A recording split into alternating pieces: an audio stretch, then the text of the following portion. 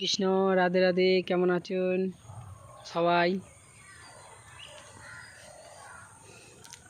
পৌপাত যখন ছিলেন না, মহারাজের ক্লাসে বলছিল পৌপাত বোম্বেতে জুঁয়েতে মনে হচ্ছে টেজেতে বক্তৃতা দিচ্ছিলেন। জুঁয়েতে, বোম্বেতে, নিউ বোম্বে না জুঁয়েতে বললো, বুঝতে পারি মনে নেই। তো ওখানে বক্তৃতা দিচ্ছিল যে ভারত মানে ওয়ার্ল্ডের অনেক দেশে হরিনাম প্রচার হয়েছে, হয়েছে, সব ভক্তরা আসছে।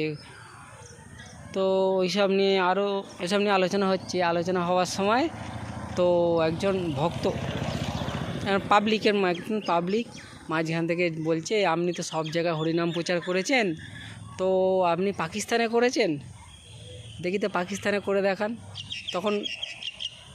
তখন পাকিস্তানে প্রচার হয়নি। তো প্রভুপাদ তখন স্টেজ থেকে নেমে এসে তখন দুটো ভক্তকে ডাকলো। ভক্ত সঙ্গে সঙ্গে এলো, দুজনে প্রভুপাদের শিষ্য আর কি। আসতেই তোমরা এক্ষুনি রওনা দাও পাকিস্তানে চলে গেল। কোনো জানা নেই, শোনা নেই। ভক্তরা তারা হওয়া দরকার, মানে গুরুর আজ্ঞায়, মানে এক কথায় চলে যাবে, যেটা বলবে গুরু।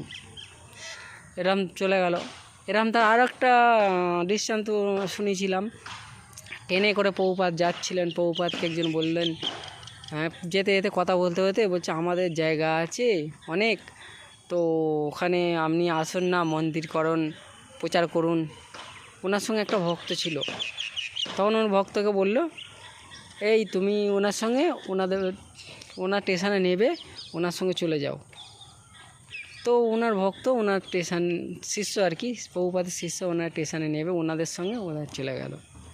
মানে প্রভুপাদের কথা, মানে ইশারাতেই কাজ হয়ে যেত। সেখানেই মন্দির, আজ পাকিস্তানে কত মন্দির হয়ে গেছে ইসকনের। এরকম সব দুনিয়ায় ভক্তি এমন তারা সত্যিকারের প্রভুপাদ শিখিয়ে গেছে ভক্তি কী। হরে কৃষ্ণ, হরি বল, রাধে রাধে। কোনো ভুল বললে ক্ষমা করবেন এই পাপী অধমকে।